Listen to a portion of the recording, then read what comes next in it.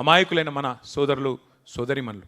కానీ ఒకటి మాత్రం గుర్తుపెట్టుకోండి, 14లో మనం ఒంటరిగానే గెలిచినాం, 18లో ఒంటరిగానే గెలిచినాం, 23లో ఓటమి పాలైనా స్వల్ప తేడాతో. ఆడికి 3వ వంతు సీట్లు మనకే వచ్చినాయి, 39 సీట్లు వచ్చినాయి, 37% ఓట్లు వచ్చినాయి.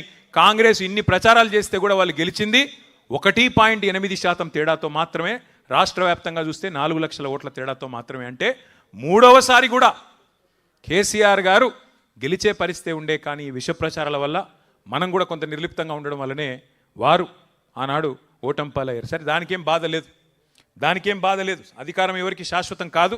అది మనం అధికారంలో ఉన్నప్పుడే చెప్పిన మాట. గెలిస్తే పొంగిపోయేది లేదు, ఓడిపోతే కుంగిపోయేది లేదు. ఇది కేసీఆర్ గారు మాకు ఎప్పుడు చెప్పే మాట.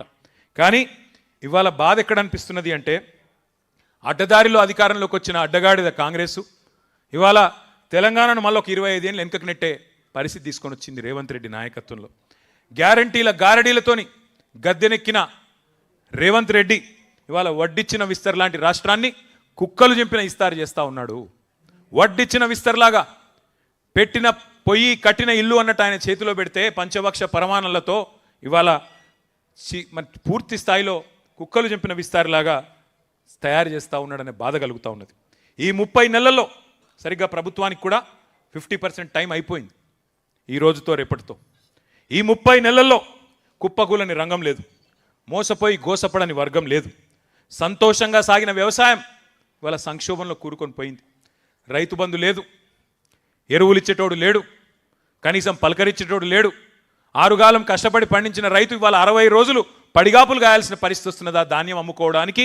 60 రోజులు 70 రోజులు ఆనాడు ధాన్యాన్ని కళ్ళకద్దుకొని కొనుక్కునే ప్రభుత్వం పోయి ఇవాళ కాళ్ళు పట్టుకున్నా కనికరించని దౌర్భాగ్య ప్రభుత్వం వచ్చిందనే బాధ కలుగుతూ ఉన్నది. ఇది వాస్తవం. ఒక రైతులు మాత్రమే కాదు, పెట్టుబడిదారులకు స్వర్గధామంగా ఎదిగిన తెలంగాణలో ఇవాళ పారిశ్రామికవేత్తల తలకు తుపాకులు పెట్టే పరిస్థితి వచ్చింది. ఇక్కడి నుంచి పారిశ్రామికవేత్తలు గుజరాత్కు, తమిళనాడుకు, ఆంధ్రాకు పారిపోయే పరిస్థితి వచ్చింది. 10 ఏళ్ల పాటు కష్టపడి ఒక్కొక్క నీటి బొట్టును ఒడిసిపట్టి మరి మన బీడు భూములకు మళ్ళిచ్చిన కేసీఆర్ గారి నాయకత్వాన్ని ఇవాళ బదనాం చేయాలనే ఉద్దేశంతో సాగునీటి ప్రాజెక్టుల మీద, కేసీఆర్ గారి ఆనవాళ్ళ మీద కుట్రతో కక్షగట్టి చెరిపేసే ఒక చిల్లర ప్రయత్నం జరుగుతున్నది. ఒకవైపు కృష్ణ, మరొక వైపు గోదావరి. ఒకప్పుడు మన కవులు పాడేది, దేశపతి గారు కూడా ఎన్నో సందర్భాల్లో పాడారు, రసమై బాలకృష్ణ గారు పాడినారు. గోదావరి కృష్ణమ్మ మన బీళ్లకు మల్లాలి, పచ్చని తెలంగాణ మరి మాగాణమై మెరవాలని చెప్పి అందశ్రీ గారు రాసిన పాట.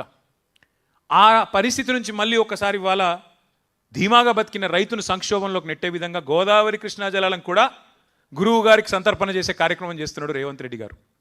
గురువు గారికి గురుదక్షిణగా ఇచ్చుకునే ఒక దౌర్భాగ్య పరిస్థితి తీసుకొచ్చినాడు తెలంగాణ రాష్ట్రం వచ్చిన తర్వాత.